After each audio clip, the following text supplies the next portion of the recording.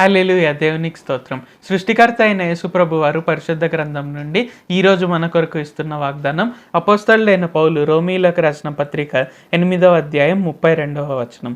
తన సొంత కుమారుని అనుగ్రహించుటకు వెనుక తీయక మన అందరి కొరకు ఆయనను అప్పగించిన వాడు ఆయనతో పాటు సమస్తమును మనకెందుకు అనుగ్రహింపడు? సో ఈరోజు వాగ్దానం కనుక చూసుకున్నట్లయితే ఏంటి, మనలో చాలా మందికి డౌట్ ఉంటుందన్నమాట. అంటే ఓకే, మనం యేసుప్రభు వారే మార్గము, సత్యము, జీవము అని మనం నమ్ముతాము. మనం ఆయన ద్వారానే పరలోకానికి వెళ్ళగలుగుతాము అని నమ్ముతాము. ఓకే, ఆయనే నా రక్షకుడు అని నమ్ముతాం. కానీ అంతకు మించి నమ్మడానికి మనలో కొంతమంది భయపడుతూ ఉంటారు. అంటే నేను ఇది అడగొచ్చా, అడగకూడదా, ఆయన నా కోసం ఏదైనా మేలు చేస్తారా లేదా అని మనం రకరకాలుగా భయపడుతుంటాం. అయితే ఈరోజు వాగ్దానం ద్వారా మనం ఏం తెలుసుకోవాలంటే, యేసుప్రభు వారు మనందరి కొరకై సిలువ పైనే మరణించారనమాట. అంటే అంతటి ప్రేమను మనకు చూపించారు. సో దేవుడైన యెహోవా చెప్తున్నారు, తండ్రి చెప్తున్నారు, సో నా సొంత కుమారుడినే నేను మీకు బలిగా ఇచ్చాను, నా సొంత కుమారుడినే నేను మీకు అప్పగించాను. సో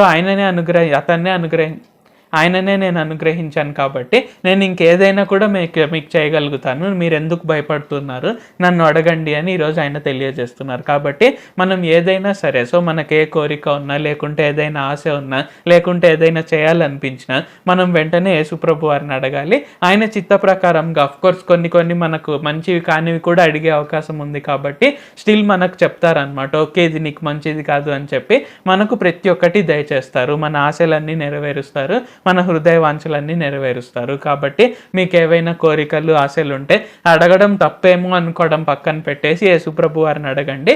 ఎలాగ ముందుకు తీసుకువెళ్ళాలి అనేది ఆయనే చూస్తారు. ప్రతి ఒక్కరి హృదయ వాంఛను, ప్రతి ఒక్కరి ఆశను ఆయన ఖచ్చితంగా నెరవేరుస్తారు. ప్రార్థించుకుందాం. ప్రభువా, దేవా, సర్వాధికారి, మాకు ఇంకొకసారి ప్రార్థించుకునేందుకు అవకాశం ఇచ్చినందుకు వందనాలు తండ్రి. మీరు మా కొరకే చేసిన ప్రతి ఒక్క మేలుని బట్టి మీకు వందనాలు, స్తుతులు, స్తోత్రాలు తండ్రి.